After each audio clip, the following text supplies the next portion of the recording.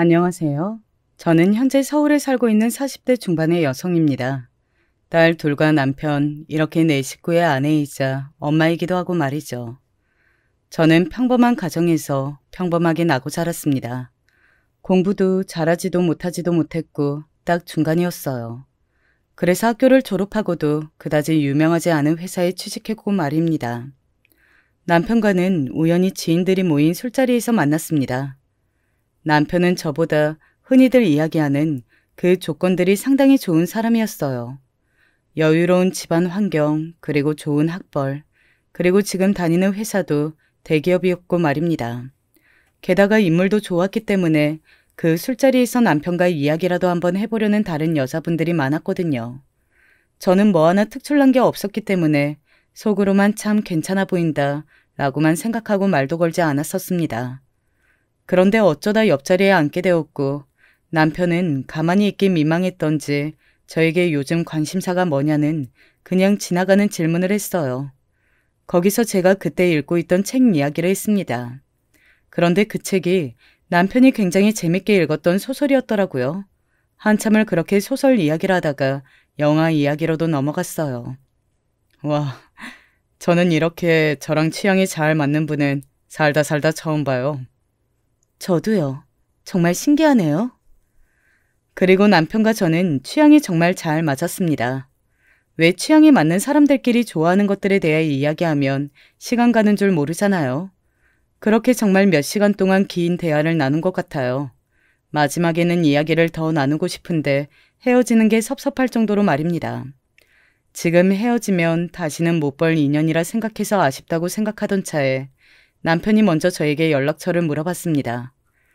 남편의 그 모습을 본 남편의 지인이 호들갑이라는 호들갑은 다 떨었어요. 얘 원래 먼저 여자한테 절대 연락처 안 물어본다. 어쩐다고 하면서 말이죠. 사실 저는 그때 남편이 저에게 이성으로서 호감이 있어서 물어봤다기보다 그냥 말이 잘 통하는 사람이라 친구로 잘 지내보고 싶어 하는 줄 알았습니다. 누가 봐도 남편은 정말 잘난 사람이었고 저는 아니었으니까요. 그렇게 차이가 나는 연애를 하면 보통은 끌려다니면서 모든 걸 상대방의 결정에 맡기게 되잖아요. 저도 그랬습니다. 그냥 남편이 하자는 대로 다 했던 것 같아요. 당시에는 제 주제에 남편에게 이래라 저래라 할 생각조차 하지 못했고 말이죠. 그래서 연애를 하다가 결혼하자고 했을 때 당연히 그래야 하는 줄 알았고 그래서 결혼했어요. 물론 제가 남편을 많이 좋아했던 것도 있지만 당시 분위기가 제가 남편과 결혼하지 않으면 바보 천치가 되는 분위기긴 했습니다. 오빠가 결혼하자고 하면 무조건 해야 하는 거 아니야? 솔직히 조건은 네가 많이 빠지긴 하잖아. 그리고 둘이 좋아하니까 하는 게 맞지? 다들 그런 반응이었어요. 남편이 나보고 결혼하자고 한 걸 감사하게 생각하라는 반응 말입니다. 친구들만 그런 건 아니었고 가족들도 그렇게 생각했습니다. 아이고, 네가 시집은 정말 잘 가게 되는구나. 언니, 진짜 무슨 복이냐? 형부 같은 사람이 언니를 이렇게 좋아하는 게. 그때 유일하게 다른 반응이었던 게 바로 아빠였어요. 우리 큰딸이 어디가 어땠어? 내 눈에는 내 새끼가 훨씬 아깝구만. 당신 어디 가서 그런 소리 했다가 손가락질 받아요? 우리 앞에서만 해. 우리 앞에서만. 남들한테 해도 뭐. 나는 세상에서 우리 딸들이 제일 아깝고 제일 귀한데. 아빠 눈에만 그런 거라니까. 밖에다가 물어봐. 다들 언니가 복권 당첨됐다고들 해. 복권은 무슨. 내 딸이 복권이지. 그렇게 말해주는 아빠가 고마워서 씩 웃었던 기억이 있네요. 어딘가 눈물이 나올 것 같았던 기분이었던 것도 말이죠. 사실 저는 그 결혼이 마냥 좋기만 했던 건 아니었습니다. 남편은 정말 좋았어요.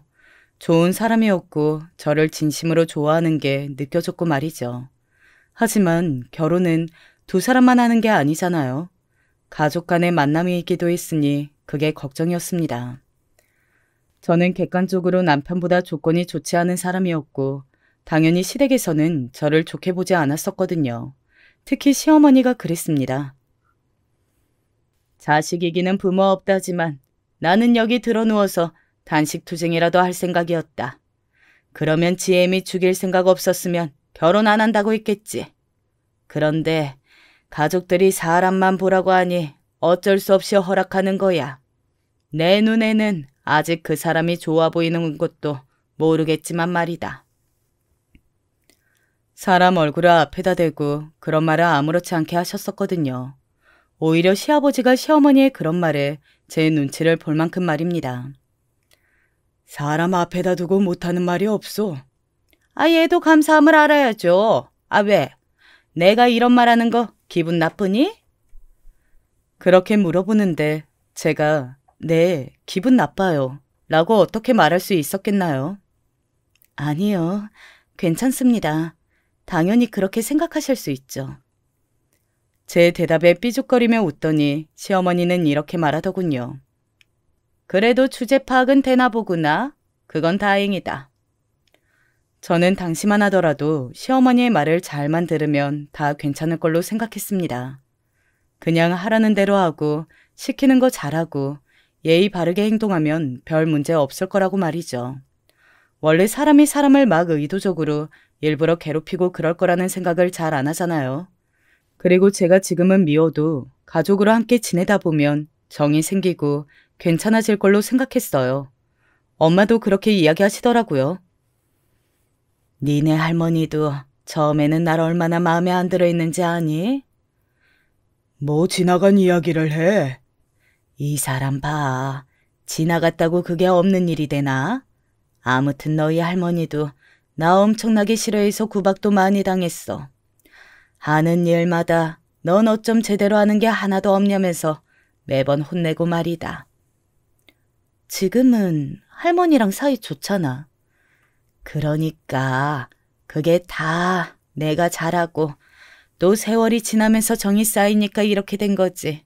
너도 그렇게 될 거야. 라고 말이죠. 그래서 저는 제가 잘하면 될 거라고 막연하게 그렇게 생각했던 것 같습니다. 하지만 그건 잘못된 생각이었어요. 결혼하고 아이를 낳고 하는 모든 시간 동안 시어머니는 단 한 번도 제게 마음을 열 생각이 없어 보이셨습니다. 마음을 열지만 않으면 다행스럽게요. 만날 때마다 어쩜 그렇게 마음에 안 드는 것도 많은지 늘 제가 모자란 부분을 찾아내 혼을 내셨어요. 마치 그것만 찾고 있는 사람처럼 말입니다. 너는 손이 왜 이렇게 작니? 사람이 몇인데 음식을 이만큼밖에 안 해? 빠릿빠릿하게 좀 움직여라. 손님이 오면 바로 일어나서 음료수 같은 것도 내와야지. 너는 대체 제대로 하는 게 뭐니? 좋게 봐줄래야 좋게 봐줄 수가 없다 정말. 제가 느끼기엔 좋게 보려는 노력조차 하지 않으신 것 같지만 그랬습니다. 어머니께 내가 잘 말해볼게. 당신 좀 그만 혼내라고. 아니야, 절대 그러지 마. 당신이 그러면 나 더 미움만 사. 돌이켜보면 그때 남편에게 확실하게 이야기하고 그렇게 하는 게 맞았던 것 같아요. 그랬으면 아마 지금과는 결과가 많이 다르지 않았을까 하는 후회가 됩니다. 시어머니의 미움은 제가 둘째 딸을 낳고 더더욱 심해졌어요. 큰애도 딸인데 둘째도 딸이라고 말이죠. 손이 그렇게까지 귀한 집은 아니었지만 그래도 옛날 분이시다 보니 아들을 원하셨거든요. 하지만 저는 낳지 못했고 말이죠. 요즘 사람들은 딸 둘이면 축복받은 거라고들 하는데 저는 구박만 받으며 살아왔습니다. 정말 하나 더 안 낳을 거냐? 둘이면 됐지 뭘 더 낳아요.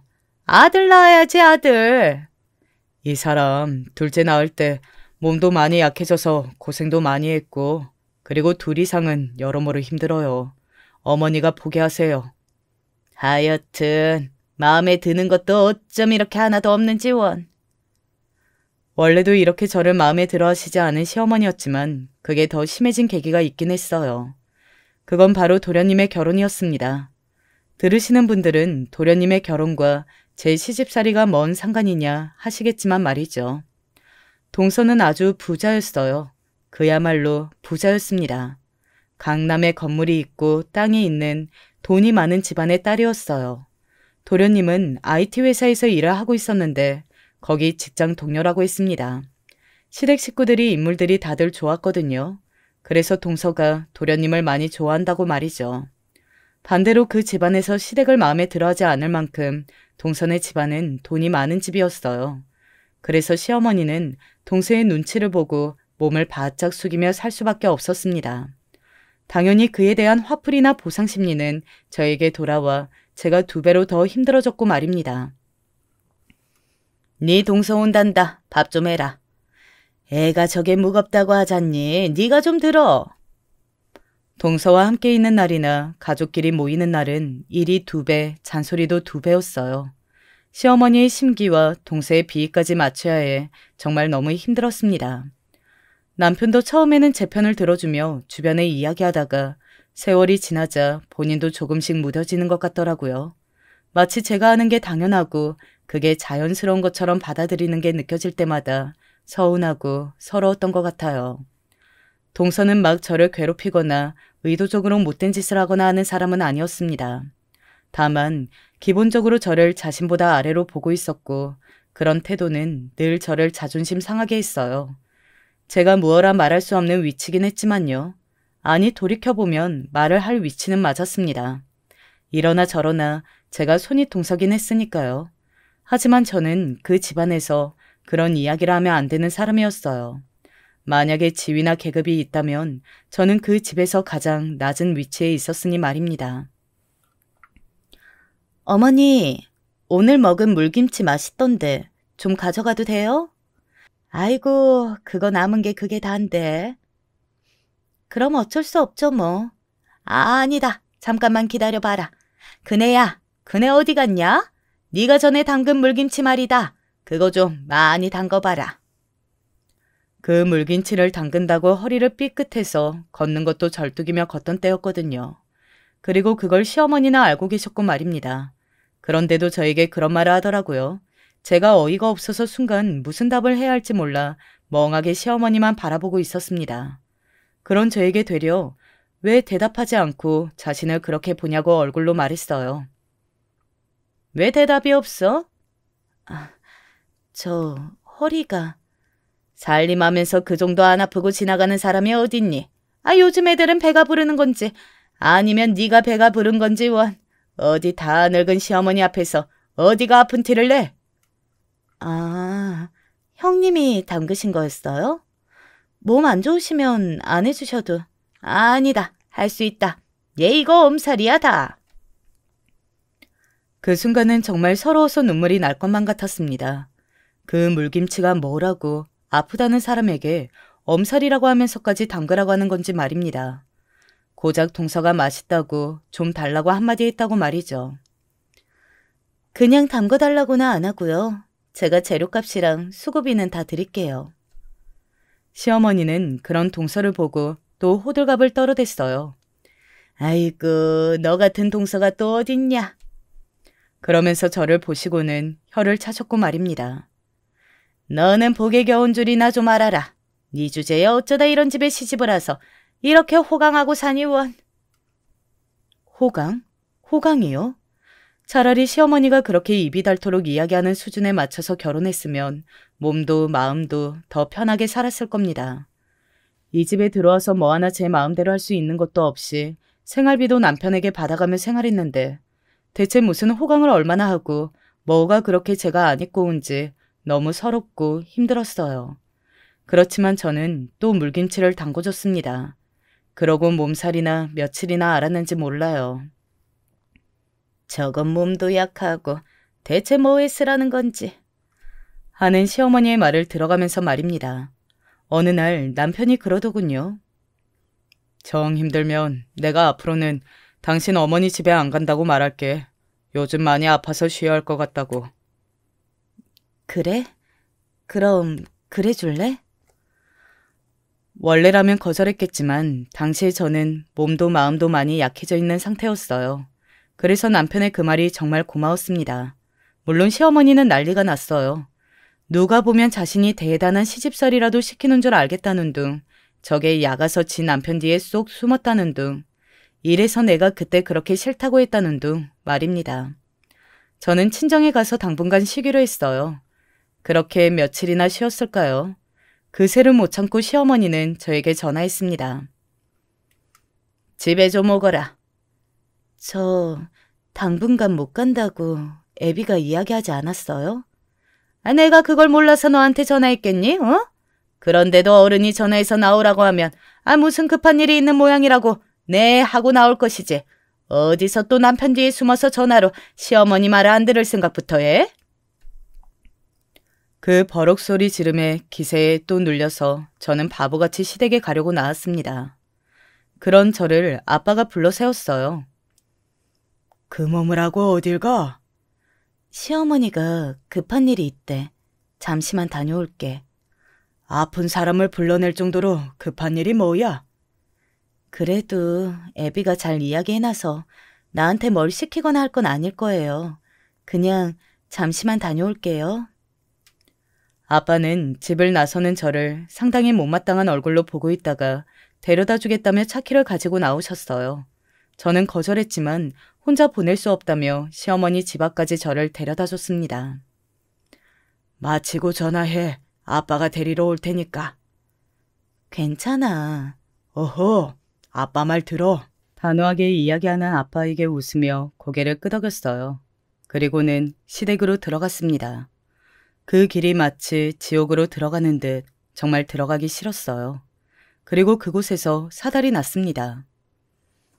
네 동서 생일이다. 내가 유기농 콩 사다 놨으니까 이걸로 콩밥 좀 하고 또 미역국이랑 잡채, 불고기 좀 해라. 재료는 내가 다 사다 놨다. 정말 어이가 없어서 잠시 멍하게 서 있었던 것 같아요. 동서가 먹고 싶다던 그 물김치를 또 담가주다가 병이 나서 잠시 쉬겠다고 했던 사람을, 그래서 친정에 며칠 가 있었던 사람을 중요한 일이 있다며 바락바락 소리를 질러 기어코 불러내서 한다는 말이 동서의 생일상을 차리라는 말이라뇨. 정말 어이가 없었습니다. 뭘 그렇게 뚱하게 섰어? 안 해? 지금 시작해야 안 늦어. 어머니, 저 몸이 너무 안 좋아서. 보니까 멀쩡하구만. 그리고 내가 그래서 장까지 손수 다 봐오지 않았니? 그냥 음식만 하면 되는데 그것도 못하겠어? 어? 마음 같아서는 당장이라도 박차고 나가고 싶었지만 제 성격이 또 그렇지 못해요. 물론 들으시는 분들은 답답하시겠지만 말입니다. 저는 그렇게 팔을 걷고 부엌으로 들어갔습니다. 당시에 정말 컨디션이 좋지 않아서 무슨 정신으로 음식을 했는지 기억도 잘 나지 않아요. 어머니, 저 음식 다 했는데 이만 가봐도 될까요? 정말 몸이 안 좋아서. 그런 저를 정말 한심하다는 듯한 얼굴로 가만히 바라보던 시어머니가 혀를 차며 그러라고 하더라고요. 그렇게 짐을 챙기고 드디어 탈출이구나 하는 마음으로 밖으로 나가려던 때였습니다. 갑자기 뒤에서 째지는 소리가 들려왔어요. 시어머니의 고함 소리였습니다. 야, 너 거기 안 서? 제가 너무 놀란 눈으로 뒤를 돌아봤어요. 시어머니는 분노로 시뻘개진 얼굴을 하고 손에 주걱을 든 채 저를 향해 돌진하듯 걸어오고 있었습니다. 제가 그런 시어머니의 모습에 너무 놀라서 뒤로 한 발짝 물러섰어요. 당장이라도 들이박을 듯한 기세로 저에게 다가오고 계셨거든요. 네? 제가 멍한 얼굴로 물었어요. 뭐 때문에 저러는지 정말 하나도 짐작이 되질 않았거든요. 너 지금 제정신이야? 아프다고 유세를 이런 식으로 떠는 거야? 아니면 이 시어머니를 우습게 보는 거야? 어? 그게 무슨... 내가 유기농 콩 사놨다고 그걸로 콩밥 하라고 했지? 너 내 말을 어디로 듣는 거니? 응? 그제야 제가 그 콩으로 밥을 짓는 걸 깜빡했다는 생각이 들더군요. 아니 그래도 그렇지 밥은 새로 해도 되는 건데 이게 이 정도로 화낼 일인가 싶어 여전히 멍했습니다. 제가 정신이 없어서 깜빡... 정신? 아니 마음이 없었겠지. 하는 내내 하기 싫다는 티 팍팍 내가면서 어?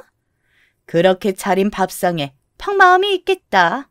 이게 진짜 보자 하니까 지 남편을 앞세우질 않나. 아프다고 시어머니가 시키는 일도 대충 하질 않나. 너 정말 죽고 싶니? 응? 원래라면 듣고만 있었을 텐데 그날은 저도 아프기도 했고 또 여태 쌓였던 게 많이 서럽기도 했어요. 오늘같이 몸도 안 좋고 그 전에 당분간 오지 않겠다고 했던 사람을 기어코 불러내 시킨다는 일이 동서 생일상을 차리라는 것도 말입니다. 그래서 저도 참지 못하고 몇 마디 했던 것 같아요. 제가 오늘 몸이 너무 안 좋아서 못할 것 같다고 이미 말씀드렸잖아요. 그런 사람을 이렇게 일을 시키셨으면 고맙다고 하는 게 먼저 아닌가요? 그리고 정신이 없을 정도로 아픈데 좀 깜빡할 수도 있지. 밥이야 다시 하면 되는 거잖아요. 시어머니는 제가 그렇게 말대답을 할 줄은 전혀 몰랐던 건지 어버버한 얼굴로 저를 바라보고 있더군요. 그리고는 곧 화가 난 듯 얼굴에 열이 오르는 게 보였습니다. 너 말 다 했어? 이게 어디서 시어머니한테? 하면서 들고 있던 주걱으로 제 뺨을 때렸습니다. 짝 하는 소리가 저와 시어머니 둘뿐인 그 거실에 울려 퍼졌어요. 제가 맞은 그 뺨을 부여잡고 고개를 숙이고 있었습니다. 그대로 이 집을 나가서 다시 돌아오고 싶지 않은 기분이었어요. 그런데 다리에 힘도 들어가지 않고 몸은 아프고 정신적으로 충격도 받아서 그런지 그 자리에서 한 발짝도 뗄 수가 없겠더군요. 그때였습니다. 이게 다 무슨 짓이야? 뒤에서 엄청난 분노에 찬 목소리가 들려왔어요.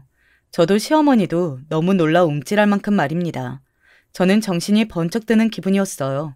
그 목소리의 주인을 한 번에 알아챌 수 있었거든요. 당연하죠.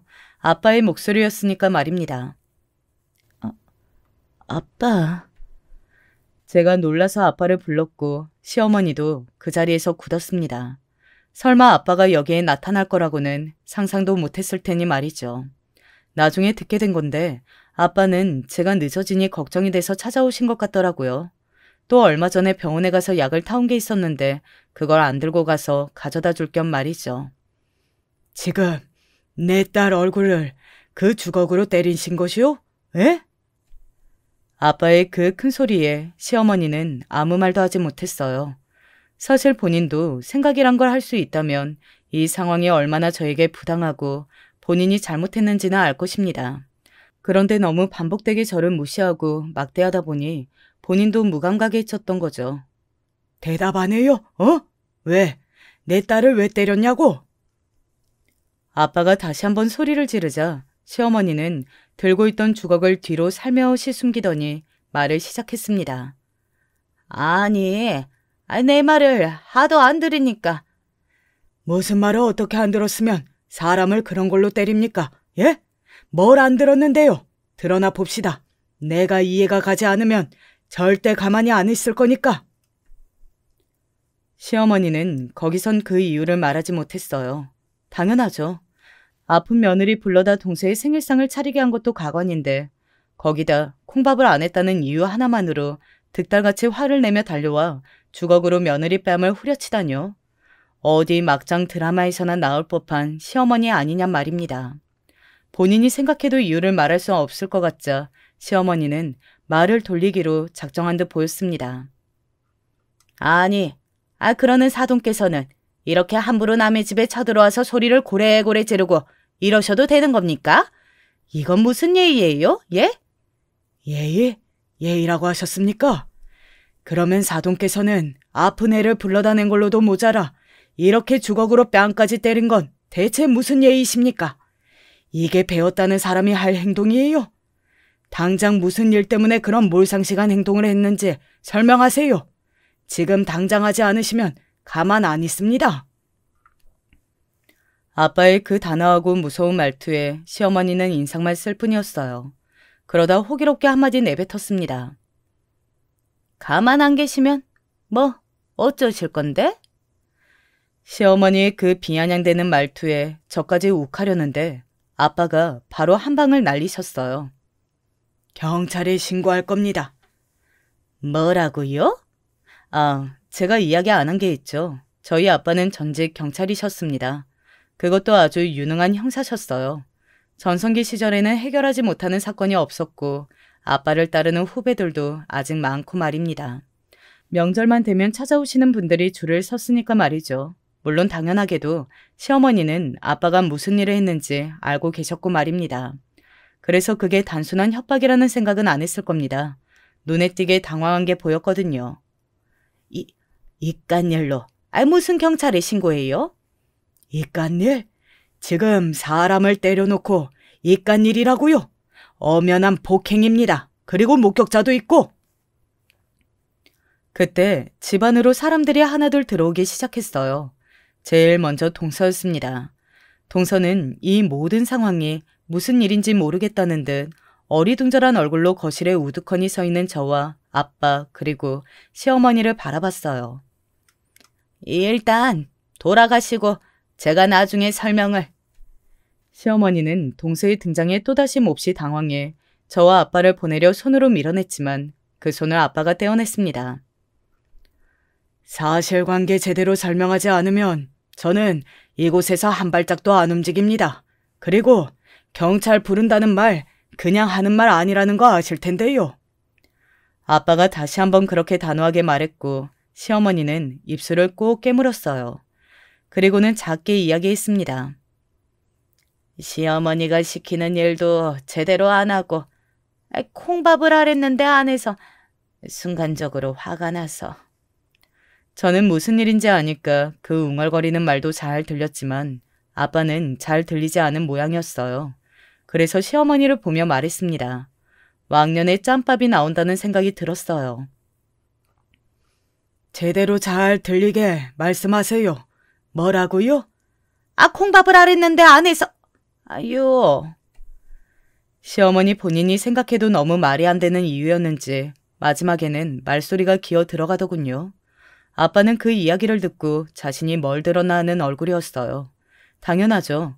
콩밥을 하라고 했는데 안 했다는 이유로 주걱으로 며느리 뺨을 때린 시어머니라니요. 그니까 지금 콩밥을 안 했다고 주걱으로 며느리 뺨을 때리신 거라고요. 아빠의 그 말에 동서도 놀란 듯 시어머니를 바라봤습니다. 그리고 말했어요.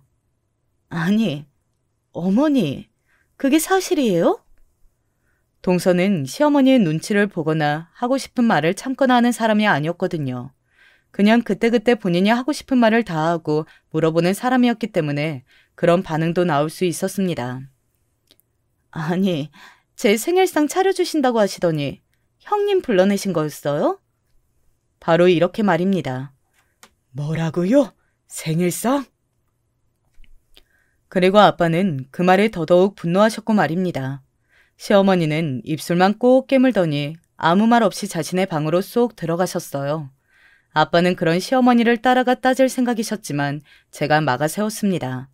정말로 곧 쓰러질 것 같은 기분이었거든요. 제 얼굴을 본 아빠는 엄청나게 속상한 얼굴로 잠시 내려다보시더니 부축해 집을 나왔어요. 그 집을 나오니 제대로 숨이 쉬어지는 것 같았습니다. 그리고 그 길로 정신을 잃었어요. 눈을 떠보니 병원이더군요.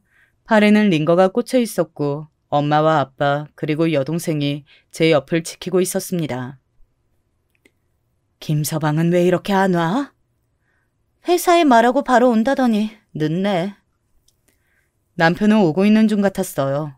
저는 뭐하러 이렇게 소란을 떠나 싶어서 일어나 앉았습니다. 제가 깨어난 것을 본 가족들이 우르르 저에게 다가왔어요. 괜찮아? 언니, 정신이 들어? 제가 쓰러지기 전까지는 엄청나게 화가 난 얼굴이었던 아빠는 가만 앉아서 뭔가 생각하고 있는 듯 보였습니다. 저에게도 말을 거시지 않고 말이죠. 미안하다. 엄마는 네가 이렇게 고생하는 줄도 모르고. 당장 이혼해. 형부는 대체 이 지경이 될 때까지 뭐하고 있었던 거야? 엄마가 변호사 다 알아봐 줄게. 너는 아무 걱정하지 말고 이대로 누워만 있어. 알겠지? 엄마와 여동생은 그동안 제 편을 들어주지 못한 게 정말 미안한 듯 보였어요. 시간이 지나면 다 괜찮아질 거라고 여러 번 저를 달랬던 일이 그렇게 후회스러울 수 없다고 시간이 조금 지나고 나서야 이야기해줬던 기억이 납니다. 일단 가만히 있어봐라. 왜요? 쟤를 그럼 그 집구석에 다시 보내자고요? 당연히 아니지. 나한테 다 방법이 있으니 가만들 있어봐. 아빠는 그렇게 이야기하고서는 어디론가 전화를 하려는 듯 휴대폰을 들고 병실 밖으로 나가셨습니다. 그리고 곧 남편이 들어왔어요. 엄마와 여동생이 남편을 원망하며 말들을 쏟아냈고 남편은 아무 말 없이 묵묵히 그 말들을 듣고 있었습니다.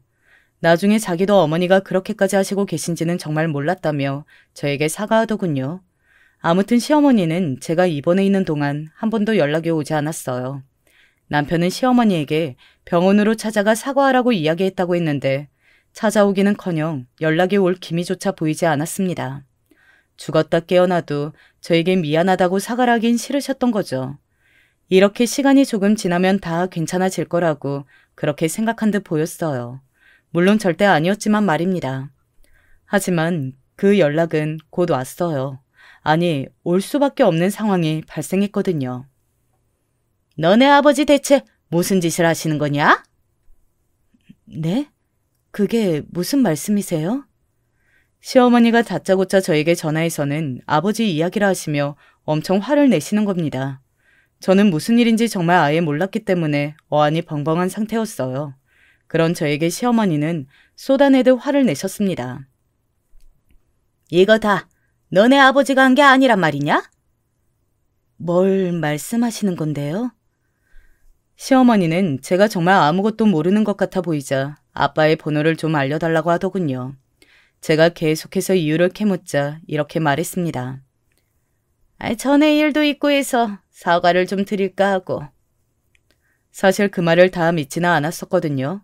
인제 와서 사과할 사람도 아니었고 정말로 반성하고 있다면 아빠보다는 저에게 사과하는 게 먼저였으니 말입니다. 하지만 아빠 연락처는 알려드렸어요. 뭐 아빠가 시어머니한테 험한 일을 당할 사람도 아니고 별일 있겠나 싶은 마음에 말입니다. 그리고 얼마 뒤 엄청난 일이 벌어졌습니다. 내가 정말 미안하다. 다시는 이런 일 없도록 하마. 네가 인연을 끊고 살고 싶다고 하면 그것도 그렇게 하고 만약에 나한테 복수를 하고 싶으면 네가 나를 시집살이 시키듯 해도 된다. 그걸로 네 화만 풀리면 말이다. 병원으로 찾아와 그렇게 무릎을 꿇고 빌더라고요. 저와 엄마 그리고 여동생 모두가 어리둥절한 얼굴로 시어머니를 봤던 기억이 납니다. 시어머니는 한참을 저에게 빌다가 제가 그만하고 돌아가세요 라고 100번은 말한 끝에 겨우겨우 돌아갔습니다. 네 시어머니는 갑자기 대체 왜 그러는 거야? 아무래도 아빠랑 무슨 관련이 있는 것 같아. 네 아빠랑? 전에 아빠랑 누구랑 통화하는 거 우연히 들었는데 언니 시어머니 뒷조사 같은 걸 시키는 것 같던데? 아빠 후배들한테. 제가 놀라서 여동생에게 구체적으로 이야기해보라 했지만 자기도 자세한 건 잘 못 들었다고 하더군요. 그래서 저희 세 사람은 아빠가 오기만을 기다렸습니다. 특히 여동생이 이런 궁금증은 못 참아서 더더욱 말이죠. 그리고 아빠가 병실로 들어오자마자 엄마와 여동생이 양쪽에서 달라붙어 오늘 있었던 일을 이야기하며 어떻게 한 거냐고 캐물었어요. 뭘 어떻게 해? 겁을 좀 줬지. 아이고, 내가 저 양반을 몰라요? 저렇게 대가 센 양반이 당신이 겁 좀 준다고 여기까지 찾아와서 며느리한테 무릎을 꿇어요? 빨리 무슨 일인지 제대로 이야기해요. 얼른. 아빠는 잠시 망설이더니 이야기하기 시작했습니다. 내 새끼가 그런 짓을 당하는 걸 보고 가만히 있으면 그게 부모가 아니지. 후배들 시켜서 뒤 좀 캐보라고 했어. 아빠는 털어서 먼지 안 나는 사람이 어딨냐는 심정으로 한번 알아보라고 한 거였다고 하더라고요. 아빠 후배 중에 경찰을 그만두신 분 중에 심부름센터 같은 걸 하시는 분이 계셨거든요. 그분들에게 부탁했다고 말입니다. 그리고 생각보다 엄청난 이야기들을 들으실 수 있으셨다고요. 본인도 많이 놀랐다고 말이죠. 네 시어머니가 시아버지 몰래 빼놓은 재산도 있고 또 바람도 난 모양이더구나. 바람이요? 뭔 등산 모임인가 어디서 아저씨 한 명이랑 바람이 난 것 같은데 그걸로 상대방 부인이 신고까지 했는데 조용히 묻었다고. 시어머니는 한 달에 2~3번 등산 모임에 나가셨거든요. 한 번도 빠지지 않고 꼬박꼬박 나가기도 했고 또 갈 때마다 늘 어딘가 외모에 신경을 많이 쓰신다고 생각했던 적이 있긴 합니다. 등산복을 늘 새 걸 산다던가 어차피 산에 가는 건데 화장을 곱게 하는 점 같은 것들이 말이죠. 하지만 늘 남의 시선을 많이 신경 쓰시는 분이니까 그런가 보다 했지 거기서 누군가와 불륜을 저지르고 있을 거라고는 상상조차 못했어요. 그것만으로도 이미 엄청난 충격을 받은 상태였는데 그게 끝이 아니었습니다. 그리고 학벌도 위조했더구만. 네? 시어머니가 항상 저를 무시하고 또 잘난 척했던 부분이 바로 그 학벌이었거든요. 시어머니는 그 시절 대한민국에서 가장 좋다는 여자 대학교를 나오셨어요. 그게 본인의 큰 자랑거리 중에 하나였습니다. 그리고 저를 무시했던 가장 큰 이유이기도 했고 말이죠. 진짜예요? 졸업생 중에서는 그런 사람 없다고 확인하고 나서 네 시어머니 만나서 이런저런 약점 다 알고 있다고 하니까 나한테 무릎부터 꿇더라. 자기가 다 잘못했고 시키는 대로 다 할 테니 제발 비밀만 지켜달라고. 아빠의 그 말에 기가 찬 건 저뿐만이 아니었습니다. 엄마도 어이가 없었는지 혀를 차기 시작했어요. 아이고, 그러면서 그 학벌로 잘난 척이라는 잘난 척은 다 하고 그쪽 집안 사람들 아무도 모른대요? 그런 것 같더라고. 남편이랑 자식들이 제발 모르게 해달라고 사정하던데. 아이고, 그 여자 간도 크네. 그걸 평생을 숨기고 살았냐. 그러게나 말입니다. 참 간도 크다는 생각이 든과 동시에 다 가짜면서 저에게 그동안 그렇게 난리를 쳤나 하는 생각에 화가 났던 것도 사실이에요. 그리고 남편에게 이 사실을 이야기할지 말지 참 많이 망설였습니다. 엄마는 이야기하라고 했고 아빠는 선뜻 바로 대답을 하지 못하시더군요. 당신이 약점 잡아서 애 편하게 만들어주려고 그런 거면서 왜 이제 와서 망설여? 이제 이런 사실을 얘가 다 알게 된 마당에 이제는 함부로 어쩌지 못할 거니까. 네가 살면서 네 시어머니한테 복수할 거면 약점을 쥐고 있는 게 낫고 아니면 헤어지면서 복수할 거면 지금 다 까발리는 게 낫고. 그런 아빠의 말에 여동생도 고개를 끄덕였습니다. 맞아. 이건 형부랑 언니가 이혼할지 아니면 같이 살지에 따라 달라지는 일이야. 당연히 이혼하는 거 아니야? 남편이라는 놈이 마누라가 이런 취급을 당할 때까지 모르고 있었으면 그건 자격 상실이지. 엄마는 나중에 안 만큼 더 크게 분노하긴 하셨어요. 하지만 저는 완전하게 남편과 이혼할 거라고 마음이 돌아선 건 아니었거든요. 그동안 남편이 저와 시어머니 사이에서 대체를 잘하지 못했고 또 어느 정도는 알면서도 모르는 척한 것도 있지만 기본적으로 저에게는 잘했고 그리고 아이들에게는 너무 좋은 아빠였으니까 말입니다. 그리고 이번 일이 터지고 나서도 며칠을 매일 병실에서 집에도 가지 않고 병간호하면서 틈만 나면 저에게 자기가 너무 미안하다고 사과를 했고 말이죠. 저는 생각해보겠다고 했어요. 그리고 얼마 지나지 않아 퇴원했습니다. 그리고 바로 시어머니가 저를 찾아왔어요. 제가 아는지 모르는지 알면 어디까지 아는 건지 굉장히 궁금해 보이는 채로 말입니다. 그래서 그냥 다 말했어요. 다 알아요. 제 말이 시어머니가 인상을 팍 찌푸리더군요. 그래서 어떻게 할 작정이니? 그이와 이혼하게 되면 다 이야기하고 이혼할 거고 같이 살기로 결론 내리면 저만 알고 있으면서 어머니가 다시는 절 함부로 하지 못하게 무기로 써야죠. 제 말에 시어머니는 살짝 인상을 찌푸리다 말했습니다. 아직 애비가 모르는 거 확실하니? 제가 이야기 안 했으니까요. 제 말이 끝나기 무섭게 시어머니는 바로 무릎을 꿇었어요.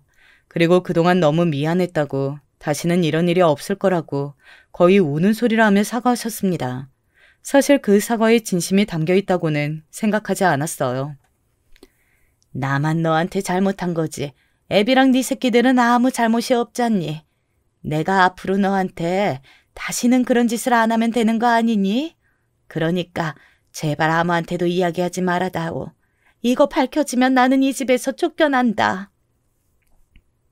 그러면 저한테는 더 좋은 거 아닌가요? 제 말에 시어머니는 잠시 말을 멈추더니 다시 우는 소리를 하며 빌었습니다. 네가 나한테 화가 많이 난 거 안다. 나라도 그랬을 거야. 그런데 늙은이 목숨 한 번만 살려준다고 생각하고 용서해주면 안 되겠니? 당장 용서해주지 않아도 된다. 앞으로 내가 하는 거 보면서 결정해도 늦지 않잖니. 정말 몇 시간을 그렇게 저에게 빌었습니다. 사실 그 자리에 나갈 때 어느 정도 마음의 결정을 다해둔 상태이긴 했거든요. 남편에 대한 정이 아직 남아있었고 그리고 저는 제 아이들에게 좋은 아빠를 뺏고 싶은 마음도 없었어요. 그것도 시어머니의 잘못으로 말입니다. 그래서 남편과 헤어지지 않고 시어머니의 그 치부를 저만 알고 있을 생각으로 나간 거였지만 저에게 저렇게 아쉬운 소리를 하는 시어머니를 보고 있어서 결정을 못 내리는 척 했던 거예요. 저는 끝까지 확답하지 않고 생각해 보겠다고 말하고는 그 자리를 나왔습니다. 그리고는 연락하지 않았어요. 더 초조해지라고 말이죠. 어머니께는 내가 잘 말해볼게. 아니, 하지 마. 내가 어머니랑 만나서 다 이야기했어. 당신이? 당신 말을 들으셔? 그래도 내가 쓰러지고 아빠가 그 난리를 친 게 통했는지 기가 많이 죽으셨던데. 그래도 나도 한마디 더 해야. 아니, 하지 마. 내가 다 했어. 당신 도움이 필요해지면 꼭 이야기할게. 남편과는 이렇게 정리했고 말이죠. 그리고 그날 이후로 저를 대하는 시어머니의 태도가 정말 180도 달라졌어요. 모든 사람이 의아했지만 아무도 그 이유를 말해주진 않았습니다. 아이고, 우리 큰며느리 왔는가? 오늘 뭐 먹고 싶어? 내가 다 해줄게 다. 그리고 내가 우리 큰며느리 먹이려고 백화점에서 복숭아도 사왔어. 동서가 복숭아 알러지가 있어서 제가 전에 사왔다고 호되게 혼이 났던 적이 있었거든요. 너는 네 동서를 죽이려고 그러는 거냐는 둥, 정신머리가 있는 거냐는 둥, 온갖 모욕적인 말들로 말이죠. 동서 복숭아 알레르기 있잖아요. 아, 내가 잘 씻으면 되고, 그리고 그릇 따로 쓰면 된다. 뭐 먹지만 않으면 되는 거 아니냐? 아, 그치? 시어머니가 동서를 향해 물었고 동서가 얼떨떨한 얼굴로 고개를 끄덕이며 대답했습니다. 아, 네, 뭐 먹지만 않으면 돼요. 거봐라. 시어머니는 그렇게 말하며 복숭아를 씻으러 부엌으로 들어가셨고 동서는 저에게 바짝 붙어 물어왔습니다. 남에게 관심이 하나도 없어 보이고 저에게는 평생 가야 질문 한번 해본 적 없던 동서였는데 그런 동서의 눈에도 이 상황이 꽤 신기하긴 했었나 보더라고요.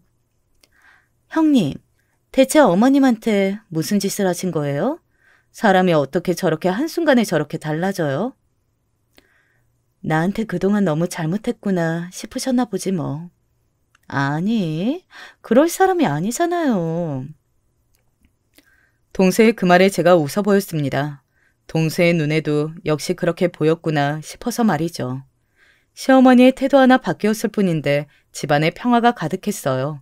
시아버지도 도련님도 남편도 모두 말이죠. 동서도 처음에는 자신만 떠받들여주는 분위기에서 달라진 게 섭섭한 듯 보였지만 금방 받아들이는 듯 했고 말이죠.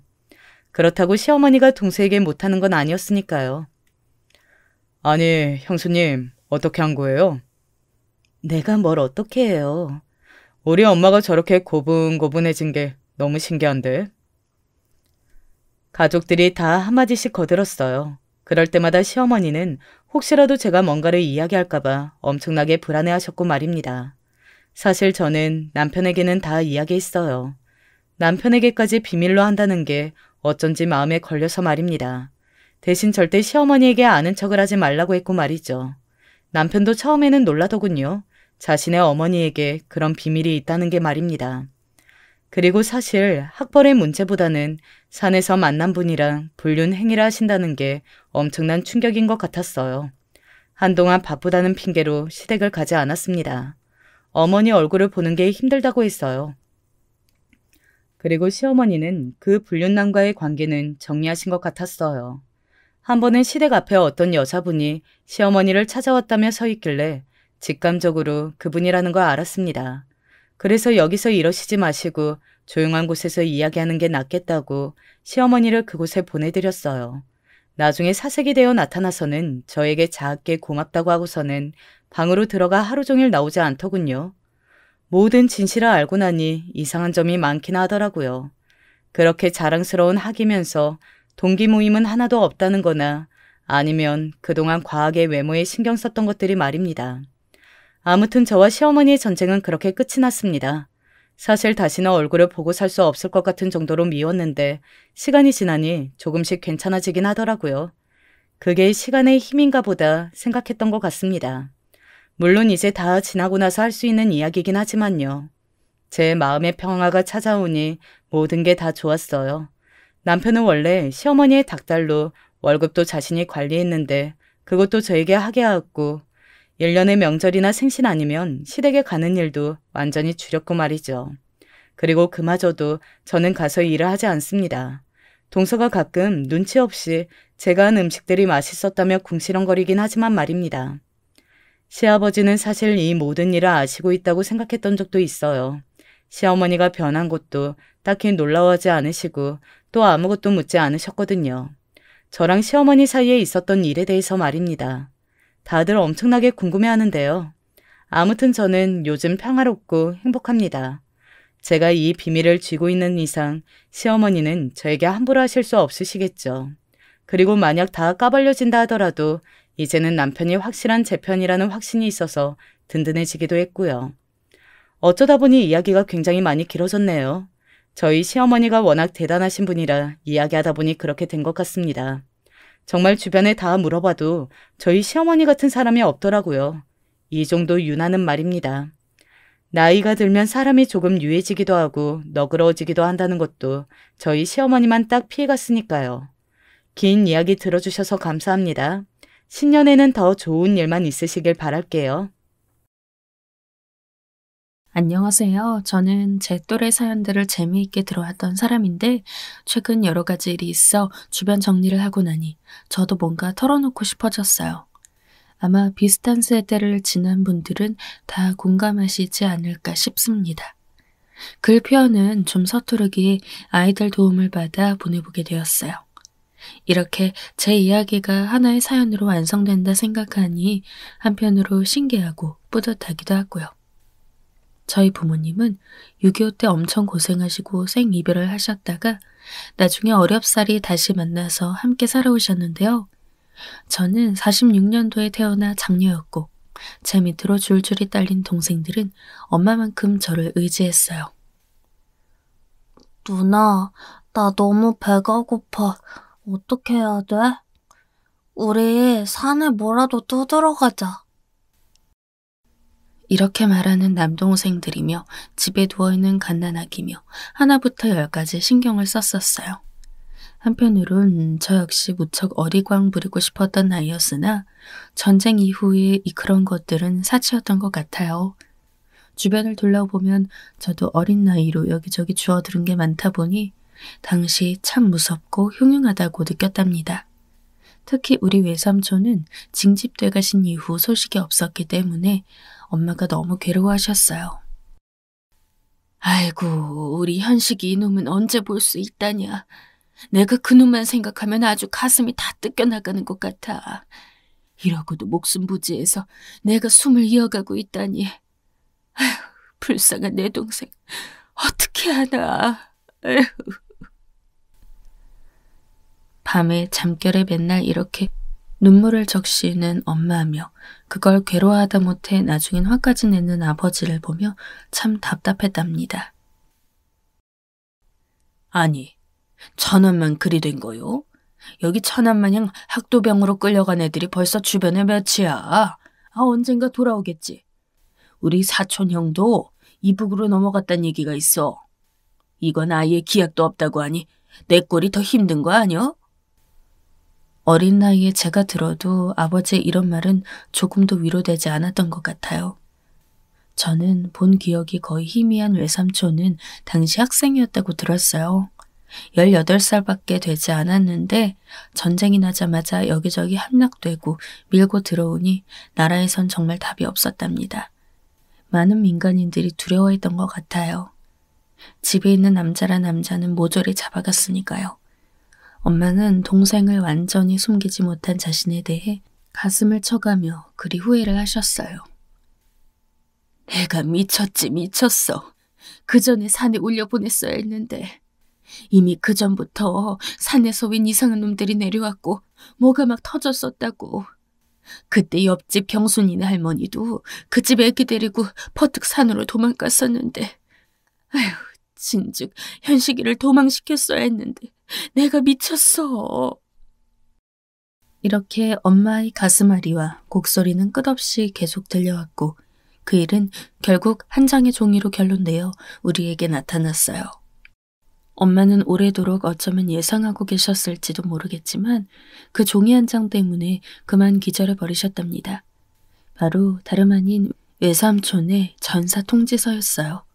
어린 나이로 끌려간 외삼촌은 제 기억에 정확히 어느 지역이었는지 모르겠지만 당시 학도병들이 많이 싸우고 죽었던 어느 곳에선가 숨을 거두셨더군요. 네 외삼촌이 얼마나 똑똑하고 예쁜 애였는데 여자애만큼이나 이쁘게 생겨서 어딜 가나 귀여움받았던 사람이야. 살아있었으면. 아휴.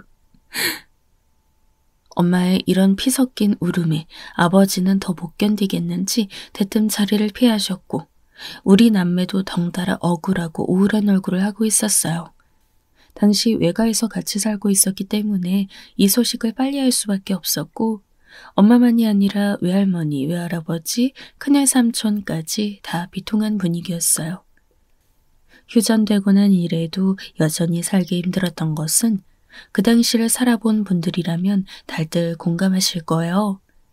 그렇게 전장이 끝나고 돌아온 사람들도 몇몇 보였지만 뭔가 제정신이 아닌 것 같은 사람들이 많이 보였어요. 그 쏟아지는 폭격 안에 사람이 죽어나가는 것을 그리 오래도록 보면서 피난 다녔지만 전쟁에 참가한 사람들은 뭔가 더 다르더군요. 동네 아줌마들이 수군대는 걸 보면 더 무섭기도 했고요. 저기 영철이네는 어찌어찌 돌아오긴 했다만 아주 정신병이 걸려버린 모양이야. 저 눈 좀 봐. 살기가 아주 어마어마하게 돌잖아. 저 집 할머니는 얼른 아들 어디 요양을 보내든지 내보내야지. 전쟁에서 사람을 그렇게 많이 죽였대. 그게 북한군인지 우린지 솔직히 알게 뭐야. 근처 사는 것만으로도 무서워 죽겠어. 이때 간간히 느꼈던 전쟁의 참상이란 이렇게 잠깐 귀넘어 듣는 것만 해도 무서웠고 먹을 것도 없고 다들 쫄쫄 굶던 때고 인심은 진짜 먹고 퍼주려 해도 없었던 것 같아요. 그나마 우리는 외가에 기대어 살고 있었고 완전히 굶기만 하진 않았으나 사는 게 팍팍한 건 비슷했으니까요. 게다가 아빠 역시 헤어진 할머니와 할아버지, 작은 아빠와 고모들도 만나지 못하고 계셨거든요. 에휴, 언제쯤 순자며 순택이, 순옥이를 만나볼 수 있을는지. 나만 혼자 이렇게 목숨을 부지하고 있는 건가? 이런 소리를 하며 씁쓸해 하시던 것이 기억나요. 형제들과 그렇게 생이별을 당한다는 게 제가 직접 경험한 것은 아니나 부모님이 각각의 형제들과의 아픔이 있다 보니 그걸 가까이서 체험하긴 했었어요. 나중에 전 학교도 제대로 졸업하지 못한 채 도시로 가게 되었고 거기서 한 남자를 만나 70년도에 결혼하게 되었어요. 그때는 혼자 그렇게 아등바등 살아봤자 아무런 대책이 없고 어떻게든 가정이건 어디건 소속되어 살아갈 방법을 찾아야 했으니까요. 이 시기에는 전쟁의 기미가 많이 사라지긴 했지만 여전히 나라가 어려운 때이긴 했어요. 동갑내기였던 우리 둘은 힘을 합쳐서 아주 작은 방을 얻었는데요. 남편 역시 저처럼 고등학교도 졸업하지 못하고 바로 목공 기술을 배웠던 사람이에요. 그래서 여기저기 따라다니며 어디 작은 교회당도 만들어주고 건물 같은 것들을 짓는 것을 도와주며 살아왔더라고요. 저도 어른들의 소개로 사람 하나는 성실하다는 말을 듣고 만나게 되었어요. 나이는 영순이 너와 동갑이라고 하더구나. 이름은 김만식이야. 딸린 형제들이 있긴 한데 집이 엄청 어려운 건 아닌 것 같다. 맏며느리감 구한다고 하는데 영순이 너만한 며느리감이 어디 있냐? 생활력 강하지 심성도 곱지. 그러니 한번 선이라도 보거라. 그렇게 해서 만난 이 사람은 투박하고 인물은 없었지만 그래도 참 선해 보이긴 했어요. 둘 다 맞이이다 보니 얘기도 잘 통했고 그렇게 시간을 많이 끌지 않고 바로 결혼하게 되었어요. 한동안은 입에 풀칠하느라 바빴고 그 집에 어머니까지 모시고 살려니 정신이 없긴 했어요. 하지만 저희 어머니는 홀시어머니로서 저와 함께 계시면서도 막 야단스럽거나 고집스럽거나 절 힘들게 하는 부분들이 없었죠. 그렇게 좁고 불편한 집안에 맨날 얼굴을 딱 붙이고 살다시피 하는데도 전혀 까다롭지 않으셨답니다. 여자의 몸으로 홀로 남매들 키우느라 손발이 다 부르트고 입술도 땡땡 부어오르셔서 잘 안 가라앉을 정도로 고생을 많이 하신 분이에요. 이건 전에 애들 주려고 뭔 열매가 있어서 따먹었다가 그게 독이 어떻게 오른 건지 몰라도 계속 이 모양이구나. 다들 너무 가난하고 힘들어서 먹을 게 없다 보니 이런 것도 얻어 살게 된 거지.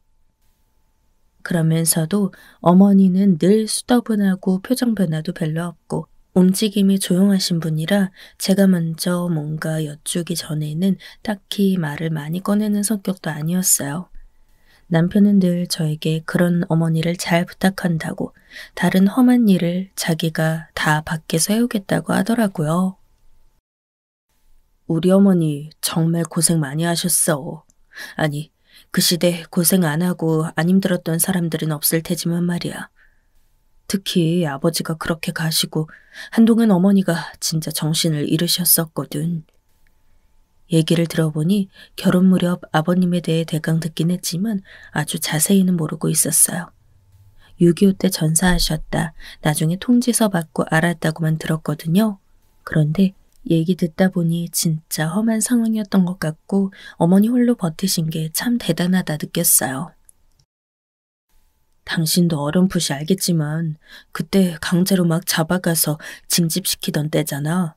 아버지는 20대 중반이었으니 나이가 참 애매했어. 당시 이승만 대통령이 우리 청년들이 북한군에 잡혀갈까봐 대거 부산으로 보냈잖아. 아버지는 그 행렬이라도 들어가서 목숨을 부지해볼까 하셨어. 하지만 그러지 못하셨고. 얼굴도 알 수 없는 제 시아버님은 당시 이런 흐름 안에서 어떻게든 처자식을 위해 버텨보려 했던 것 같아요. 그러나 그때 학생이었던 저희 외삼촌도 운 나쁘면 끌려가던 판국이었으니 상황이 쉽지 않았던 거죠. 그때는 소집 영장도 없이 집으로 쳐들어와서 무조건 징집해가고 길 가는 민간인들도 잡아가던 때였나 봐. 우린 아버지가 어디서 어떻게 징집되어 갔는지도 몰라. 어느 날부터 아버지가 집에 들어오지 않았고 끌려가는 걸 누가 봤다고도 했으니까. 그렇게 해서 어머님은 돌아오지 않는 남편을 서울 집에서 계속 기다리며 언제 오나 저제 오나 하며 기다렸던 거예요.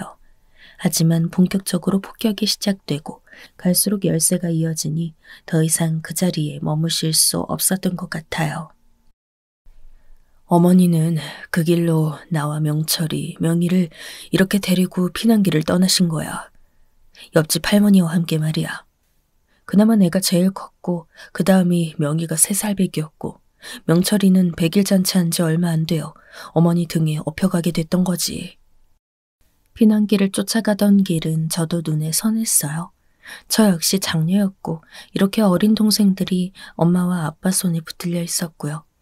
그렇게 해서 시골에 있는 외가까지 정말 정신없이 내려가게 되었고 서로 잃어버릴까 싶어 눈에 핏발을 세워가며 계속 찾아대던 것도 생각나고요. 헌데 우리 남편은 그 상황에서 아주 끔찍한 일을 겪었던 것 같아요. 당시 아무리 모든 게 험난하고 정상이 아니었다 하지만 이 무렵 저도 임신하고 있어서 그런지 내가 이런 일을 겪었다면 어땠을까 싶더군요. 그 길에서 난 우리 사촌 형을 따라다니고 있었거든. 난 5살이었고 형은 14살이었어. 아무래도 어머니는 사촌이 있으니 안심하셨던 것 같고 갓난쟁이인 명철이도 등에 업은 데다 3살 명희까지 손에 잡고 챙기고 짐도 들고 있으려니 얼마나 힘드셨겠어. 그런데 그만 어느 길 어귀에서 나와 어머닌 갈라지고만 거야. 어찌 보면 피난길 중 가족을 잃어버린다는 건 그렇게 드문 일은 아니었다고 보여지기도 해요. 당시 저도 엄마와 아빠가 내내 무서운 표정이었던 것 같기도 하고 멀쩡히들 같이 움직이다 찢어지기도 했으니까요. 저만치 앞서가던 우리 남편과 그 사촌형은 어느새 행렬에서 사라졌고 나중에 다시 찾아서 껴들려고 보니 아무리 봐도 어머니를 찾을 수 없었다고 하더군요. 나와 형은 계속 딴 길로 새는 듯해서 불안한 거야. 당황한 나머지 나중엔 형이 나한테 엄청 짜증내더라고. 그러다 날 버리고 가버렸어.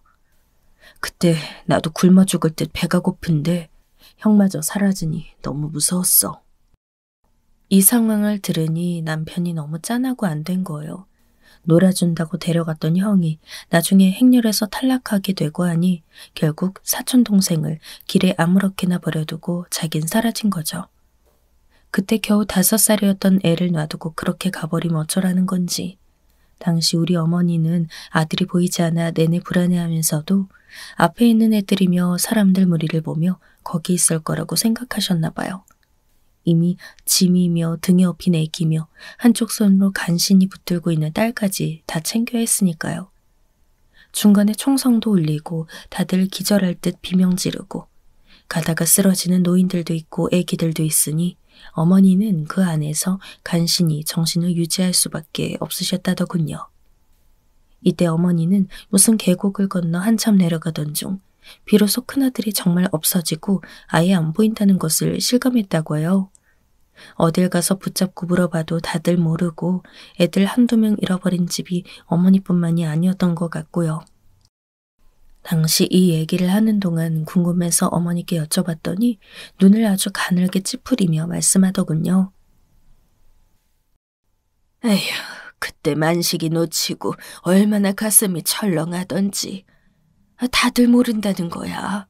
서로 모든 게 무섭고 날이 서 있을 때니까 남의 집에 잃어버린 것쯤은 신경도 안 쓰더라고. 얼마나 막막했는지 몰라.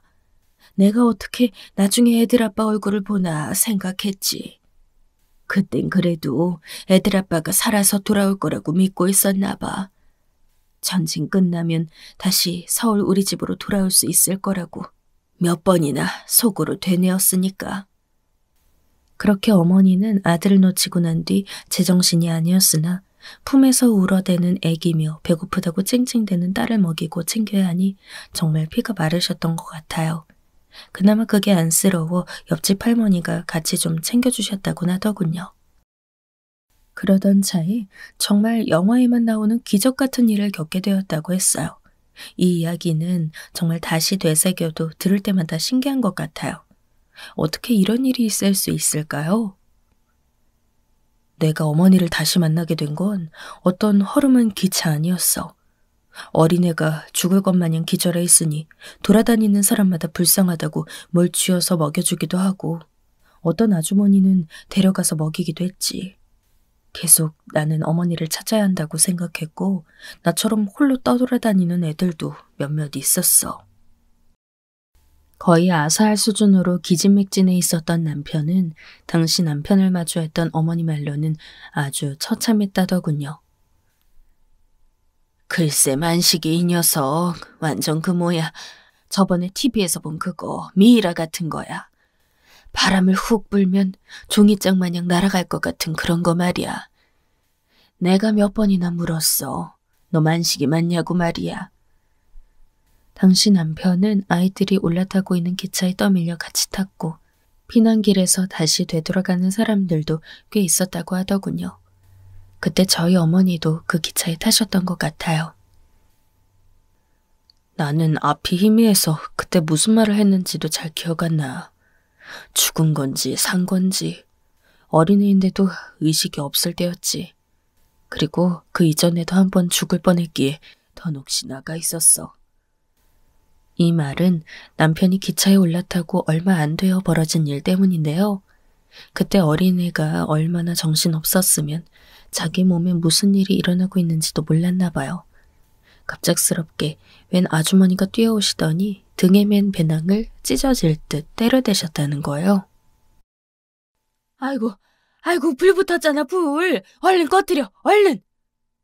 이러면서 그 아주머니가 끝도 없이 쳐대며 겨우 불씨를 꺼뜨렸다고 했어요. 자기도 모르게 몸에 불이 붙은 상태였고 그때도 그 아주머니가 빠르게 발견하지 않았다면 정말 끔찍한 일이 벌어질 수 있었던 것 같아요. 그렇게 불을 잠재우고도 힘이 없던 남편은 주저앉아 멀뚱히 있는 그 사이 어머니를 만나게 된 거예요. 이때 어머니는 본인이 헛것을 본다고 생각하셨나 봐요. 내 눈으로 보고도 믿을 수 없었어. 왜냐면 믿고 싶지 않았지만 애들 아빠도 그렇게 사라져서 오지 않았고 다들 죽었을 거란 말만 하더라고. 그러다 큰아들까지 잃어버렸는데 이때도 다들 당연히 죽었을 거란 거야. 길에서 죽은 노인들이며 애들도 많았거든. 순식간에 남편과 아들을 잃은 셈이 되었고 얼마나 서럽고 억울하던지. 차마 믿을 수가 없어 입이 떼지지 않았고 본인 아들 만식이일지 혹은 아닐지 몰라 한참을 바라보기만 했대요. 그러다 천천히 가서 얼굴을 들여다보고 물어보셨다더군요. 너 만식이냐? 만식이 맞아? 만식아, 너 만식이 맞니?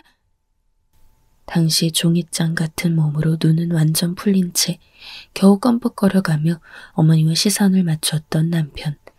눈앞에 불이 꺼지듯 켜지듯 그렇게 한참을 응시했다고 합니다. 남편 역시 꿈을 꾸는 것 같았다고 해요. 혼자 이탈해버린 그 피난길에서 어린 남자애가 얼마나 무섭고 공포스러웠겠어요. 정말 죽지 않을 만큼만 누군가가 도움을 겨우겨우 주었고 그 덕에 목숨을 이어가며 거기까지 왔던 거예요. 그리고 그렇게 그립고 보고 싶고 간절했던 엄마를 눈으로 마주한 거고요. 그런데 남편도 어찌나 가련한지 그 어린애가 그간 얼마나 고생했으면 앞에 엄마를 두고도 믿지 못했다고 하더라고요. 어머니를 만날 거란 생각을 감히 할 수 없었던 거야. 굶어 죽을 뻔하다가 발로 걷어차인 적도 있고 그 기차도 내가 무슨 정신으로 올렸는지도 모르니까. 어머니가 몇 번이나 이름을 부르셨는데 그 말을 들으면 그때 기억이 날 것 같기도 하고 잘 모르겠어.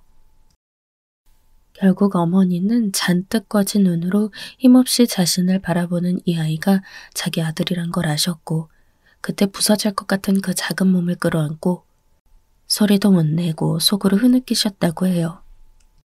모양새는 너무 처참했지만 숨이 붙어있는 것으로 얼마나 감사하던지 몰라. 일단 살아있으니까. 어머니는 그때 상황이 당장 몇 초 전에 일어난 것 같은 표정으로 한참 다른 어딘가를 계속 보고 계셨어요. 당시 어머니 나이가 20대 중반을 넘긴 때 일어났던 일이고 저도 그쯤의 나이에 아들을 임신하고 있었으니 어머니 심정을 너무나 잘 알겠는 거예요. 저야 직접 아이를 낳아 손에 안아보고 키우던 와중에 그런 일을 겪진 않았지만 자식이 생긴 일에 내 한 몸처럼 느끼는 건 같은 마음일 테니까요. 그렇게 해서 어렵사리 어머니 곁으로 돌아온 남편은 중간중간 어머니가 챙겨주시는 조그만 간식거리로 겨우 연명했다더군요.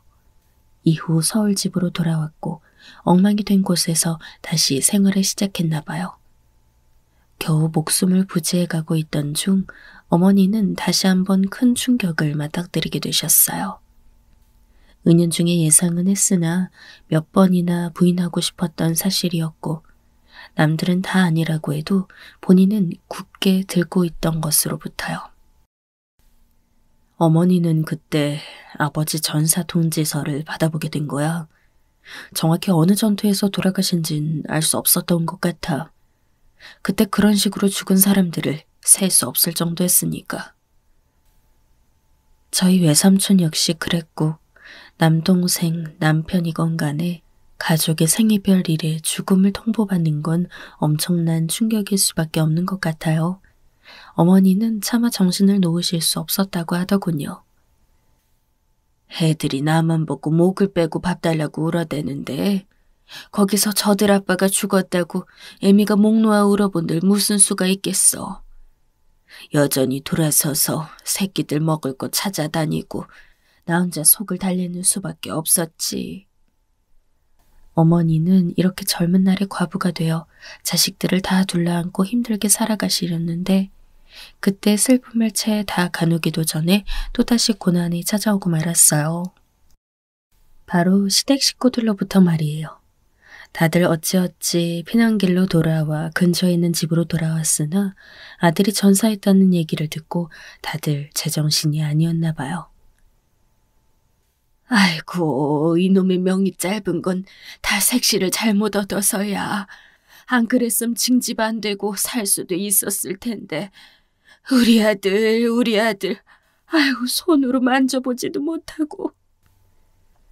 마음은 이해했지만 정말 이런 말도 안 되는 얘기를 하며 시댁어른들이 어머니를 못 살게 구셨나 봐요. 생각해보면 저희 어머니 정말 대단해요. 이런 온갖 구박과 핍박을 받아가면서도 끝끝내 버텨내셨거든요. 본인이 너무 시집살이를 호되게 겪어서인지 자기는 절대 며느리를 고생시키지 않겠다고 다짐하셨대요. 만식이 할머니가 보통 성질이 아니셨어. 전쟁 후 별 난리 다 터졌고 먹을 것도 없어서 살아남은 사람도 죽어가는 판국이었거든. 그런데도 그렇게 매섭게 야단을 치는 거야. 먹거리 구해오고 시부모도 챙기라고 말이야. 며느리가 나 하나뿐이 아니었는데 맏며느리라고, 그리고 유일하게 아들이 죽었다고 얼마나 날 괴롭혔는지 몰라. 이때 어머니가 당하셨던 얘기는 제 얘기도 아닌데 왜 그렇게 속상하고 눈물 났는지 몰라요. 어떻게 그런 수모를 당하셨던 걸까요? 틈만 나면 시할머님은 우리 어머니가 그렇게 미워 죽겠다며 꼬챙이를 갖고 때려대고 괴롭혔나 봐요. 아들이 이름 모를 전장터에서 숨을 거둔 것에 대한 분풀이를 죄 없는 며느리한테 했던 거죠. 아직도 그때 생각만 하면 꿈을 꿔. 전쟁도 무서웠지만 시어머니도 무섭고 시누이들도 무서웠어. 그들 눈엔 내가 전쟁 원수보다 미웠던 것 같아. 에휴, 다신 그때로 돌아가고 싶지가 않아. 물론 이 말씀을 하실 때는 시할머니는 돌아가고 안 계실 때였어요. 호된 병에 걸려서는 일찍 돌아가셨다고 하더군요. 시고모님들도 3명이었는데 한 분은 휴전되고 얼마 안 되어 또 병에 걸려 죽었고요. 정말 험난한 시절이었던 것 같아요. 그런데 저로선 참 이해가 안 되는 게 있는데 어머니는 아버님을 그렇게 그리워하시더군요. 어머니, 이 사람 있는 데서 말하긴 좀 그렇지만 제가 어머니였다면 남편으로 인해 내가 그렇게 시집살이를 했다면 죽은 남편 꼴도 보기 싫었을 것 같아요. 안 그래요, 어머니? 이 말을 했더니 어머니 눈이 잠깐 커지더니 이내 웃으시더라고요. 그럴 수도 있어. 나도 처음엔 그랬어. 당신이 그리워 죽겠는데 이젠 시집살이 하느라 죽겠다고 속으로 넋두리를 했지. 그런데 너희 시아버지 참 괜찮은 사람이었어. 저 시집살이가 그때만 있던 게 아니야. 결혼했을 무렵에도 아주 심했거든. 그런데도 그 사람은 정말 따뜻했어. 날 엄청 아껴줬어. 어머니 말씀을 듣다 보니 흑백 사진 2장만 본 게 전부인 아버님이 달리 보였어요. 우리 남편에게서 볼 수 없는 아내에게 아주 다정하고 따뜻한 부분들이 있으셨던 것 같아요. 식구들이 자기 색시에게 모질게 굴어도 그렇게 감싸고 잘해주셨다 하더군요. 특히 이 얘기는 저도 듣다가 눈물이 날 것 같았어요. 내가 한 번은 만식이 낳고 얼마 안 돼서 말이야. 정말 죽도록 친정에 가고 싶은 거야. 그때 엉엉 울었어. 우리 엄마 아빠 보고 싶다고 애처럼 울어댔지. 말도 안 되는 얘기라는 거 알면서도 그때 눈물이 나오니까 그냥 주르륵 흘렸어. 그랬더니 니네 아버님이 어떻게 하신 줄 아니? 당시에는 친정으로 대뜸 시집간 딸이 간다든지 아니 시댁 자체에서 그렇게 순순히 보내주는 일이 없었던 것 같아요. 아버님은 자기 부인이 그렇게 우니 대뜸 이렇게 말을 했다는 거예요. 여보, 갑시다. 내 등에 업혀요. 내가 데려다 줄게. 만식이는 어머니께 잠깐 맡기고 다녀옵시다. 얼른요.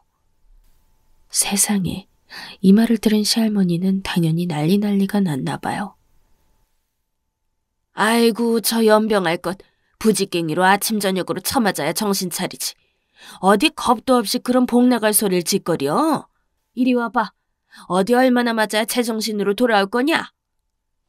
이렇게 호랑이 마냥 으르렁거리며 성을 내는데도 아버님은 아랑곳 않으셨단 거예요. 어머니, 갔다가 금방 올게요. 얼른 다녀올 테니 만식이 좀 부탁드리겠습니다. 얼른 다녀올게요, 어머니. 그러면서 어머니 손을 잡아 끌고 대뜸 나오셨고 아들을 낳고 몸이 성치 않은 아내가 걱정되었던 아버님은 그대로 업으셨다는 거예요.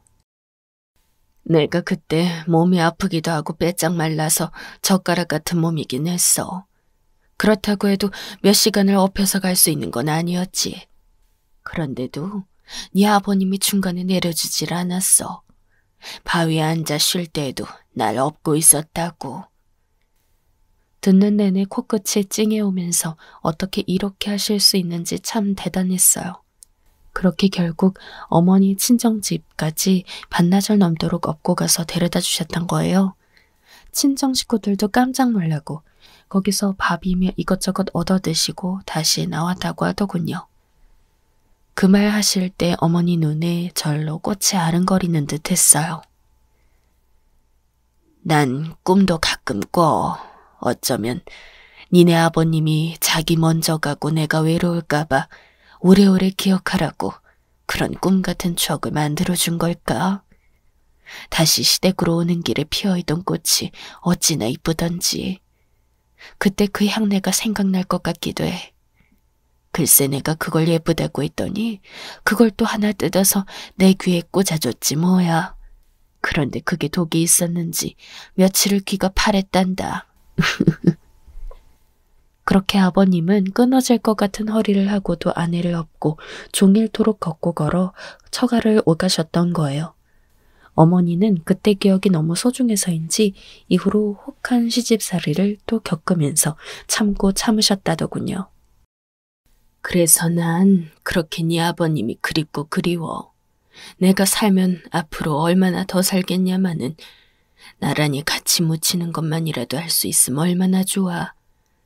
헌데 그럴 수 없을 것 같네. 참 씁쓸했어요. 그렇잖아요. 당시 참전 이후 전사자들이 그렇게 많았지만 보상조차 제대로 이루어지지 않고 모든 게 뒤죽박죽이었어요. 어머니 입장에선 그런 것들을 받는 것보다는 아버님의 시신이라도 찾고 싶으셨던 걸 테고요. 그저 어디 북쪽으로 넘어가셨다는 얘기, 그러니 거기서 숨을 거두셨을 거라는 것.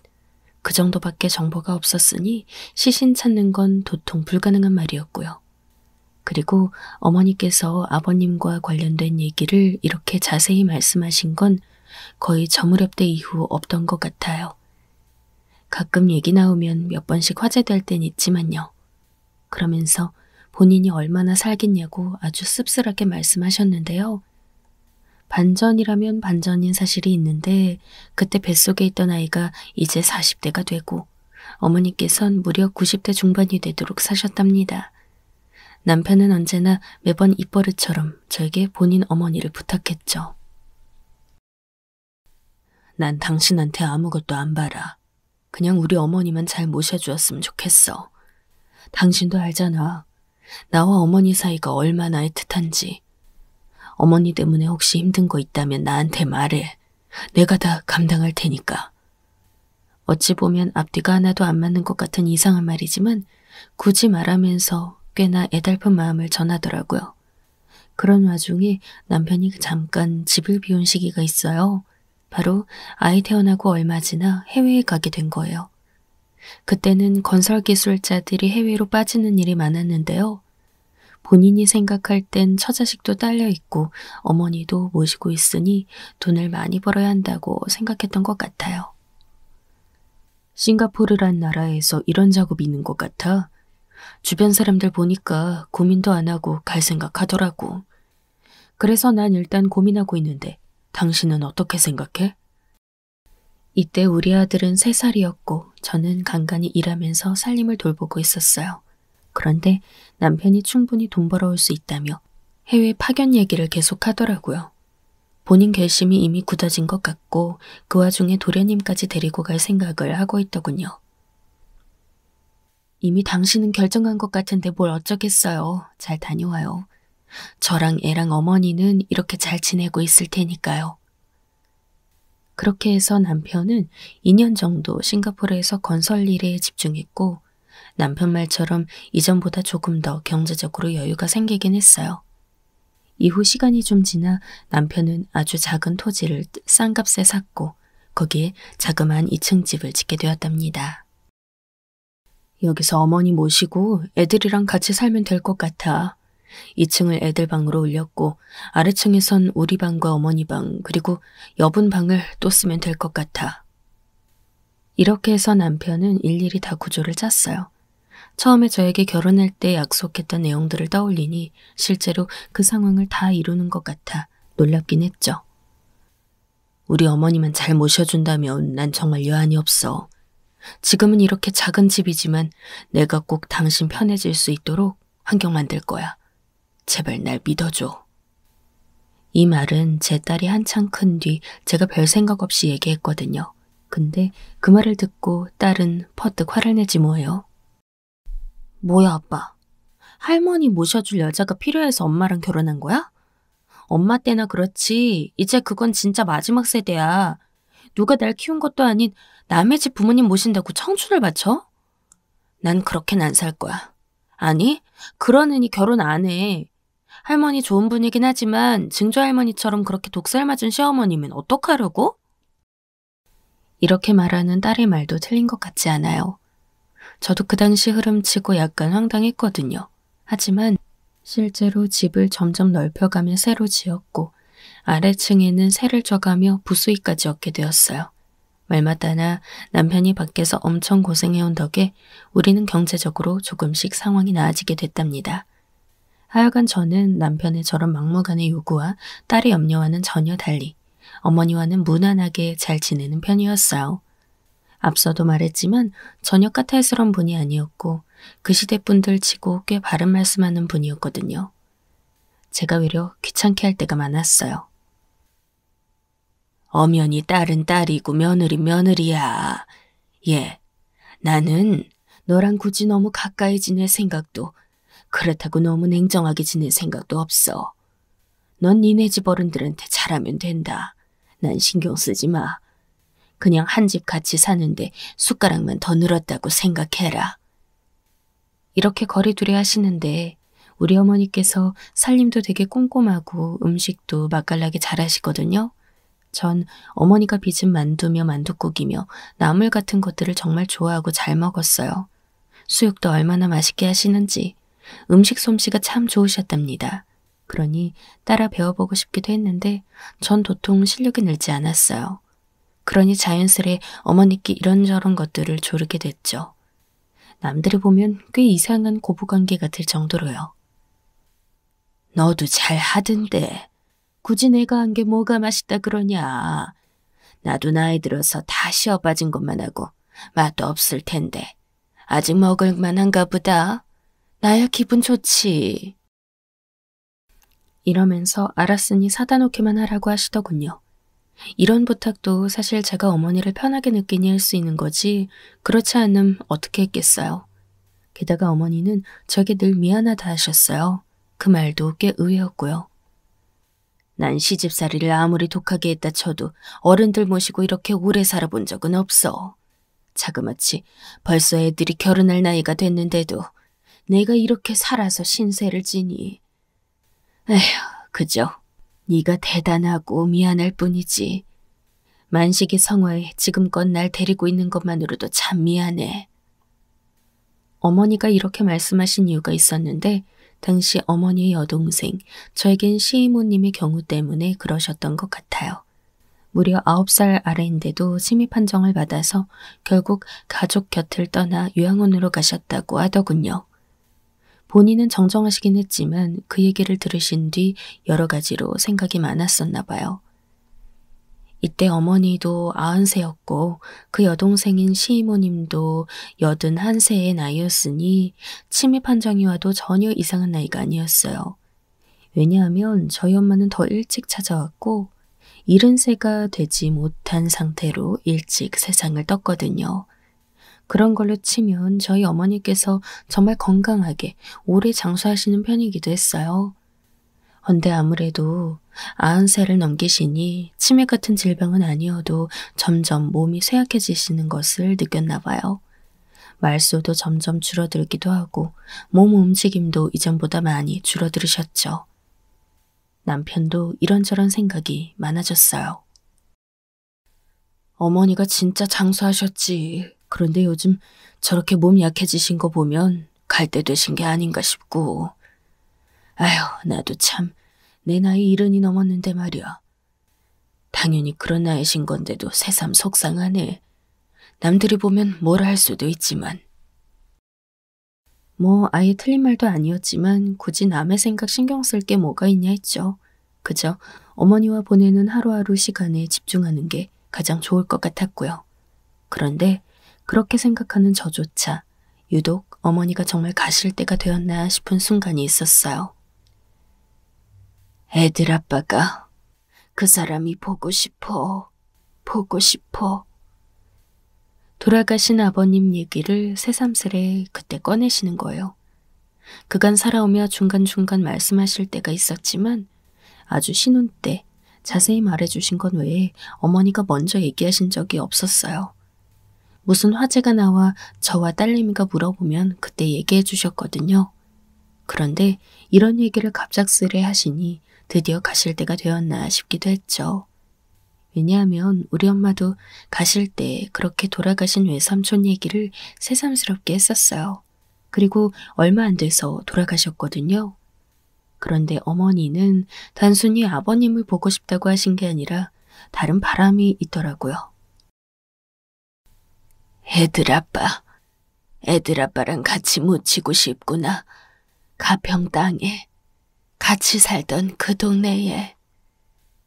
남편 말로는 잠깐 그쪽 동네에 사신 적이 있었는데 유독 그 동네 생각이 나시는지 계속 말씀을 하셨어요.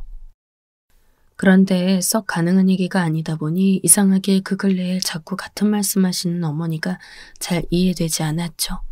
당연히 그런 바람이 있을 순 있지만 어떻게 해야 할지 저희도 도통 방법을 모르겠더라고요. 우리도 나이가 70이었고 세상 변화도 자식들이 알려줘야 겨우 알 수 있는 정도니까요.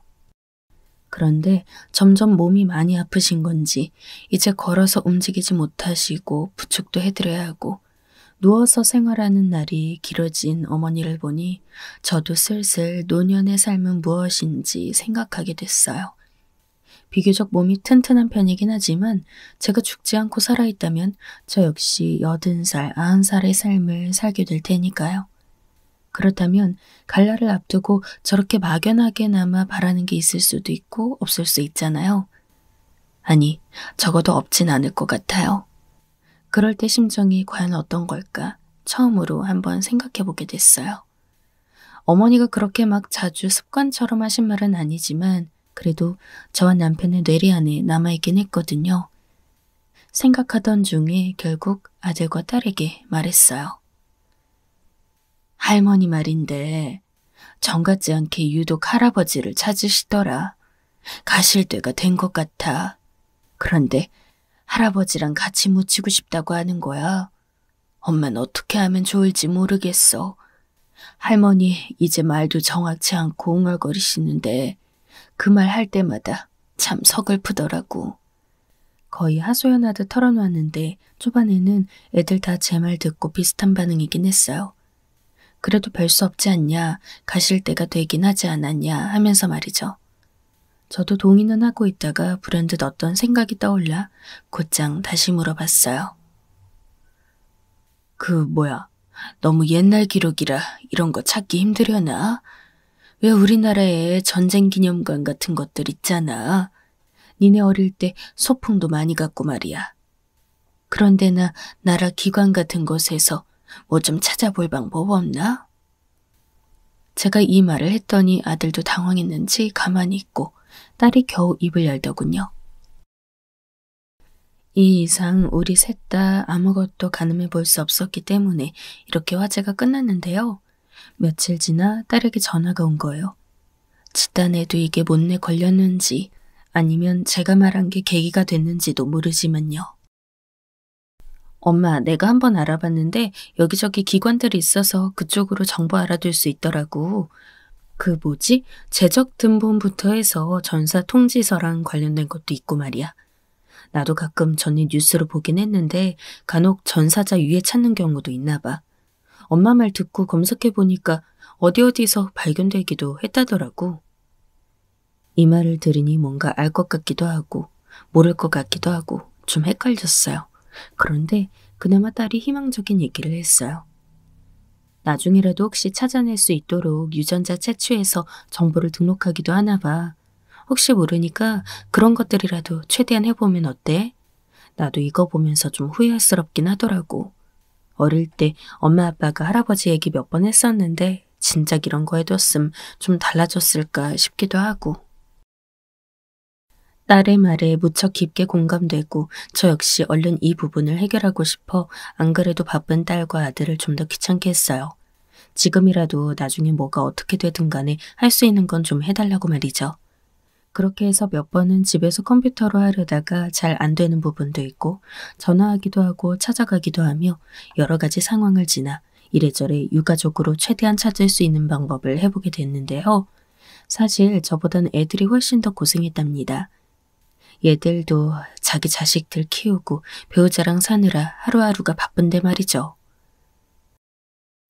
그러게 제가 좀 더 젊을 때 진작 나서서 해볼걸. 어머니나 애들이나 양쪽에 다 미안했어요. 어머니의 병세는 늘 일정했고 계속 그렇게 안 좋은 상태에 머물러 있었어요. 그리고 시간이 얼마쯤 지났을까요? 할 수 있는 건 다 해둔 다음 이후로 동향을 좀 알아보긴 했지만 저와 남편은 엄청난 기대는 솔직히 하지 않았죠. 아버님과의 연락이 두절된 게 70년이 흘렀는데 이 모든 것들에 대해 저희의 대처도 그리 오래된 것들이 아니었으니까요. 가급적 일이 잘 풀리면 좋겠지만 그렇지 않고 어머니가 떠나게 되신다 해도 별 수 없는 일이라 여기고 있었죠. 그렇게 시간을 보내고 있던 때에 우리는 다소 실감나지 않는 연락을 받아보게 되었어요. 이게 가능한 일인지 몇 번이나 상황을 받아들이지 못하고 계속 확인하면서 말이죠. 결론부터 말하면 정말 너무나 대단하고 감격스럽게도 아버님의 시신을 어머니가 생존해 계시는 시기에 찾게 되었다는 것입니다. 우리는 당시 정확히 아버님이 어느 쪽으로 가셨는지 알 수 없었는데 어렴풋이 알고 계셨던 북쪽에 맞았더군요. 그쪽에서 전투를 벌이던 중 숨을 거두신 게 맞았고 해외에선 한국전쟁에서 숨진 시신들을 송환해 DNA 검사를 했나 봐요. 거기서 우리나라 국군의 유해를 감식했고 이후 모국으로 송환 결정을 내린 겁니다. 그런데 그 시기 발굴과 감식을 위해 검토한 지역이 북쪽이었으며 믿을 수 없게도 우리 아버님이 그 안에 포함되어 있던 거예요. 연락을 받고도 이게 실제로 일어난 일이 맞는가 싶어 입이 떨어지지 않았어요. 남편은 몇 번이나 같은 정보를 어머니께 되묻기도 하고 어머니는 한창 작아지고 처진 눈끝으로 눈물을 또르르 흘리셨죠.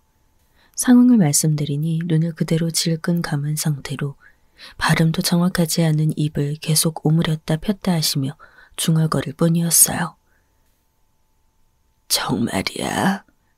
꿈이 아니고 진짜냐? 계속 이 말만 힘겹게 반복하면서 말씀하시는데 저도 울컥해서 그만 눈물이 났어요. 어머니 입장에선 그리워하던 남편이었겠지만 아들인 우리 남편과 형제들 입장에서 볼 때는 이제 거의 기억이 없는 아버지의 모습이잖아요. 헤어짐을 겪은 이래 70년이 되는 시기에 이렇게 유해 송환이 되어지다니. 나중에 서방님이며 아가씨에게 연락드렸을 때도 다들 실감하지 못했어요. 아니, 세상에 그게 정말이에요? 언니 그게 정말이에요? 누가 그걸 찾은 거예요? 언니가? 아가씨는 먹먹한 목소리로 말을 제대로 잇지 못했고 저는 제가 아니라 애들이 알아봐 준 거라고 했어요. 얘네 둘이서 바쁜 와중에 알아봐 준 덕에 이런 결심을 줬어요, 아가씨. 암튼 저도 생전 뵌 적 없던 아버님을 이렇게라도 뵙게 되네요. 아가씨는 더 마음이 애틋하겠어요. 이렇게 말을 끝맺기도 전에 아가씨는 엉엉 통곡하며 거의 10몇 분을 전화를 끊지 못했어요. 너무 어릴 때의 아버지와 헤어진지라 기억은 없고 늘 당연히 아버지 없는 상태로 자랐으니까요. 지방에 계신 서방님도 내용을 듣곤 한 걸음에 달려오셨고 우린 그렇게 절차를 거쳐 해당 날에 무사히 유해를 돌려받을 수 있게 됐어요. 전부터 어머니는 본인이 먼저 가게 되면 가평 옛날 그 지역에 묻어달라 하셨지만 한편으론 혼자 외로울 것 같아 싫다고도 하셨거든요. 나 혼자 있으면 무슨 의미가 있나. 다 부질없네. 그래서 자식들끼리 어떻게 해야 하나 가끔 화제만 나올 뿐 다시 흐지부지 됐죠. 우리 애들 역시 주변을 통해 알아보긴 했지만 진짜 이렇게 시기에 맞춰 절차가 성사될 거라는 기대는 많이 하지 않았던 듯해요. 그런데 그때 보니 이 시기를 전후로 해서 전사자 송환이 조금씩 일어났고 행사도 진행되고 있었더라고요. 우리 이후에도 뉴스에서 몇 번씩 목격하곤 했으니 그 가족들 역시 우리와 같은 심정이지 않았을까 싶어요. 어머니께서 갖고 계신 그 흑백 사진 속 아버님은 우리 남편보다는 둘째인 서방님과 좀 더 닮은 얼굴을 하고 계셨는데요. 젊디 젊은 그 나이에 숨을 거두시면서 어떤 생각이셨을지, 그리고 무려 70년이 지나 그 당시 20대 중반이었던 아내 곁으로 와서 묻히게 되시다니 참으로 많은 감정들이 복잡하게 오갔어요. 본인의 큰손주와 손녀가 50살 가까이 되었다니 이런 것들은 어떻게 보이실지 많은 것들이 새삼스레 느껴졌어요. 전 아직도 이 행사가 있던 날 방에 누워 소식을 전해 듣던 어머니의 모습이 눈에 선명하게 그려져요. 그게 어느덧 몇 년 전이 되었고 그 사이 어머니는 돌아가셨는데요. 돌려받게 된 지 몇 달이 안 되어 새벽에 세상을 떠나셨어요. 우리가 아버님에 대한 소식을 전함에 알려드렸을 때 어머니 눈가가 일순간 찡그리던 주름이 다시 풀어지며 무척 편하게 자리 잡는 것을 볼 수 있었죠. 별 말씀도 더 이상 하지 않으셨지만 그것만으로도 어머니가 마음 놓고 편안함을 느끼시는 것처럼 보였어요. 아마 저만의 감정은 아니었는지 그 모습에 아가씨가 얼마나 우셨는지 몰라요. 이윽고 어머니의 소원처럼 아버님과 함께 그 가평 땅에 묻히게 되었고 남편은 종종 저에게 고맙다는 말을 하곤 해요. 가끔 잊었다 생각난 것처럼 말을 걸어오더군요. 아들인 나도 그렇게 할 생각을 못했어. 아무리 애들이 알아봤다지만 당신이 찾으려고 생각이라도 하지 않았다면 애들이 새삼 알아볼 생각도 안 했을 거야. 아버지 찾아드린 덕분에 어머니 가시고 나서 내가 이렇게 여한이 없나 봐. 다 당신 덕이야. 남편의 이런 말을 들으면 사실상 제가 한 건 거의 없기에 머쓱하면서도 전쟁과 분단 그리고 생이별, 가족 간의 관계 등 많은 것들이 왔다 갔다 하면서 마음이 무거워지기도 합니다. 저 역시 겪었고 제 가족들도 그 틈새를 비껴가며 다 체험했었고 세월이 무수히 흘러오는 동안도 여전히 그 자국은 남아있었어요. 그 시대를 겪고 생이별해야 했던 것도 안타깝지만 그렇게 오래도록 남편을 그리워하고 마지막까지 또 그리워했던 어머니를 보면 잘 표현하기 힘든 감정들이 뒤섞이곤 해요. 아마 저도 적지 않은 나이로 역사의 한 굴레를 크게 겪은 세대로서 시간을 보내고 있기 때문일지도 몰라요. 어머니는 정말 기적이 아니라고는 말할 수 없을 정도로 엄청난 만남을 가지신 뒤 이제야 진짜 아버님 곁으로 가게 된 건데요. 그 끝무렵의 모습이 종종 잊을만 하면 생각이 나요. 아버님 소식을 전해 듣고 도저히 믿을 수 없어 몇 번이나 누운 채로 미간을 찌푸리며 힘겹게 되물으시고 반복되는 저희 대답에 눈물과 탄성을 뱉어내셨던 어머니. 유가족의 자격으로 저희가 대신 접하고 전달해드렸을 때 그제서야 잔뜩 힘준 미간을 풀고 안심하셨던 어머니. 세상엔 아직도 많은 사건이 있고 다들 저마다의 사연을 갖고 전쟁이건 아니건 어디에나 슬픈 일들은 존재하는 것 같아요. 다만 소중한 사람을 아끼고 사랑하는 마음은 끝까지 가지고 갈 수 있다면 그것만으로 충분하지 않을까 싶습니다. 약간 심심한 소리를 해보자면 저는 어머니 같은 마음으로 남편을 사랑해 본 적은 없어요. 그저 마치 전쟁 속 전우처럼 서로 의지해가며 살아왔고 어머니 같은 로맨스는 없네요. 그래도 저는 그런대로 이 사람이 있어서 열심히 잘 살아왔어요. 저 또한 결실을 잘 맺을 수 있길 바랄 뿐입니다.